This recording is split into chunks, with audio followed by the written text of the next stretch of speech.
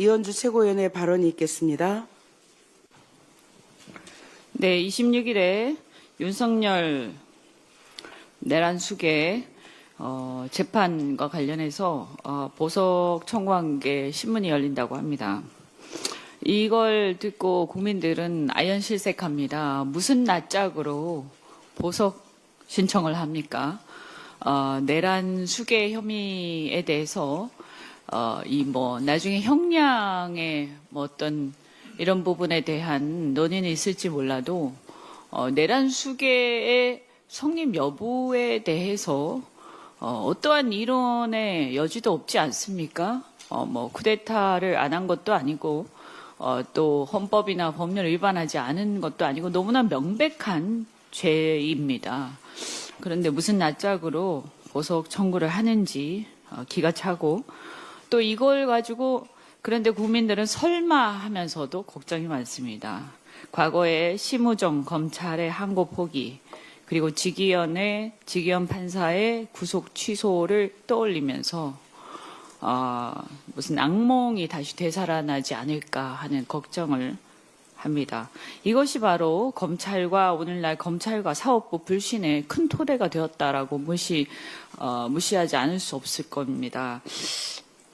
지기현 판사 등 사법부는 국민들이 지켜보고 있다라는 것을 명심하시고 이 문제는 단순히 정치적 어떤 진영이나 자신의 성향의 문제가 아니라 헌법에 대한 헌법 질서를 지키는 문제고 대한민국 국민들에 대한 최소한의 도리의 문제다. 이렇게 좀 무겁게 인식하시기 바랍니다.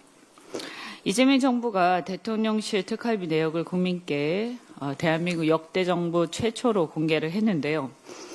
이것은 국민의 알 권리를 충족하고 법원의 판결을 존중하겠다는 대통령의 의지를 실천으로 보여준 것입니다.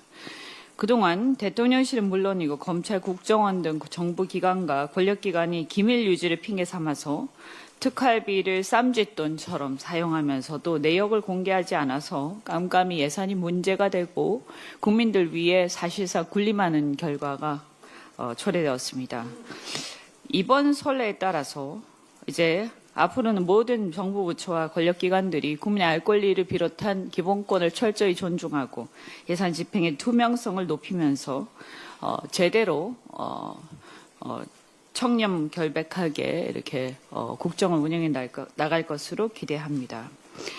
그동안 환자 가족이 100% 부담해온 중증 환자 간병비 내년 하반기부터 건강보험에서 지원하는 방안을 보건복지부가 추진 중에 있다고 합니다.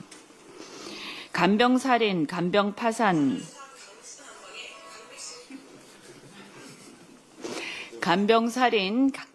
간병파산 등이 사회적 문제가 될 만큼 환자나 가족들에게 매우 절실했던 부분입니다. 복지정책이 무분별하게 확대하는 것이 바람직한 것은 아닙니다. 하지만 이 중증 환자 간병급여화 자체는 우리 공동체를 위해서 국가가 최후의 보루로서 공적 영역에서 함께 책임지도록 유도하는 것이 맞다라고 생각하고 이번 정책을 정말 환영하는 많은 고통 겪고 있는 가족들이 있을 거라고 생각합니다. 다만 본인 부담을 30%까지 낮추려면 2030년까지 6조 5천억가량의 재정 투입이 불가피해서 재정 부담이 커질 것입니다. 따라서 건강보험 재정 재구조화와 혁신 플랜 없이는 자칫 미래 세대에게 부담을 떠넘기는 결과가 되어서 건강보험의 지속 가능성이 굉장히 심각해질 수 있다. 이렇게 생각합니다. 그래서 젊은 세대에게 부담을 떠넘기지 않도록 지속 가능한 정책이 되려면 건강보험이 국내외 자본시장에 투자하는 그 수익률을 높여서 전략적 투자자로서의 역할을 제대로 제도화하고 불필요한 급여 수요 등을 과감하게 축소해서 예산을 혁신적으로 재편해야 합니다.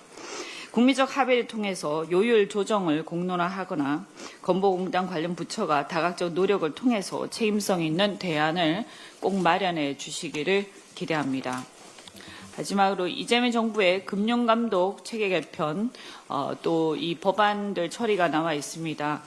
금융감독 체계 개편은 금융경쟁력 강화를 위해서 한국 경제 선진화를 위해서 반드시 필요하다 이렇게 생각하고 금융정책과 금융감독 기능을 분리하고 소비자 보호를 강화한다는 방향성에 굉장히 타당하고 저도 깊이 공감합니다.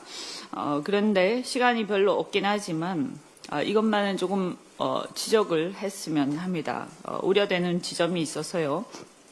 신설 예정인 금감위 산하에 130명 가량의 공무원으로 구성된 사무처 조직이 그대로 존치가 된다고 하고요. 그다음에 공무원 조직인 금감위가 민간기구인 감독원과 금감원과 금소원 상위에 위치해서 지휘 감독하는 구조로 되어 있습니다. 또 금감위 산하에 금융소비자보호위원회를 설치를 해서 금융소비자보호원을 지휘 감독하게 하는 또 옥상옥 구조가 있고요. 금감위 사무처에 금융소비자보호국을 설치하면서 재정경제부의 금융소비자정책관을 또 별도로 설치하는 이렇게 중복적인 부분들이 있는데 사소한 걸로 보일 수도 있습니다만 이것을 보면 우리가 이러한 어떤 제조업 중심의 대한민국이 앞으로 서비스 산업이 선진화되는 데 있어서 금융 서비스 산업이 발달하는 굉장히 중요하고 금융 감독의 독립성과 전문성을 강화하는 것이 본래의 취지가 아닌가 이렇게 생각하는데 이게 혹시 훼손될 우려가 있지 않은가 걱정이 되고 특히 모피아의 자리만 늘어나고 관치금융이 혹시 강화되지 않을까 우려가 됩니다. 얼마 시간이 남지 않았지만 한번 좀 살펴보시기 바랍니다. 이상입니다. 다음으로 황명선